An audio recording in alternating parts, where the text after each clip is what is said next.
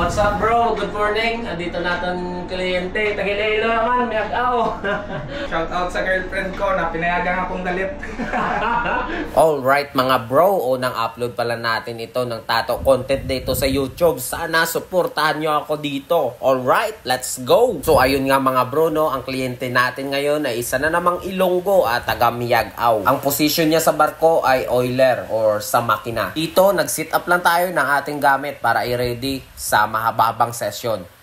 Habang tumutunog ang gitara sa akin, makinig ka sana. Dumungaw ka sa bintana na parang isang harana. Sa awit na aking sinulat ko kagabi. Huwag sanang magmadali at huwag kang magatubil dahil ang unang pyesa na gagawin namin ngayon ni bro ay isang Japanese pudog. Start ako bro.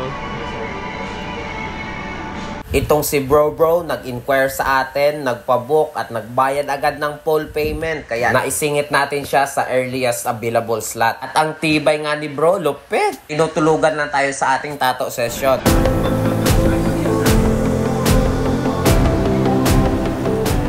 Kung napapansin nyo mga bro ay hindi na tayo long hair kasi nagpagupit na tayo at ang init dito sa Pinas, grabe. At pagkatapos nga natin sa podog ay sinunod naman natin itong samurai na babae.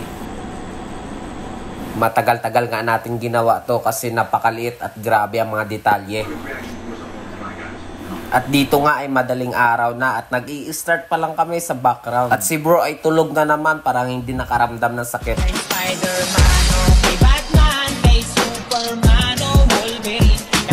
At dito nga ay halos alas 4 na ng madaling araw at hindi pa tayo tapos sa ating pyesa. At kailangan nga nating matapos ito kasi sa mga susunod na araw ay may mga trainings na si bro at baka bigla na rin siyang pasampahin. Kaya kailangan nating matapos ito sa isang session lang. At ito na rin siguro ang pinakamahabang tattoo session na ginawa ko.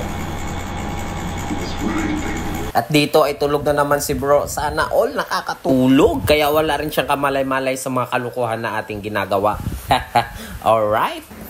Yo, what's up mga bro? Natapos din kami after 21 hours. Grabe, mag-aalas 7 na ng umaga yung mga bro. Tibay ni bro. 21 hours may get. Solid yung paggagawa. Punta na kayo rito. Shout out lang ako dyan sa MSBC, sa DFND, tsaka sa girlfriend ko kay Eliza. Okay. Alright, let's go. So after nga na mahabang session mga bro, ito na yung resulta ng ating ginawa. Grabe, 21 hours, apakaangas, apakatibay ni bro. At congrats din sa atin kasi kinaya natin yung 21 hours na tattoo session. Ang tibay, grabe. Ihi at kain lang yun talaga yung pahinga. So ayun lang mga bro, sana inyong nagustuhan. Peace out hanggang sa susunod na mga tattoo session. Kaya abangan nyo. Let's go.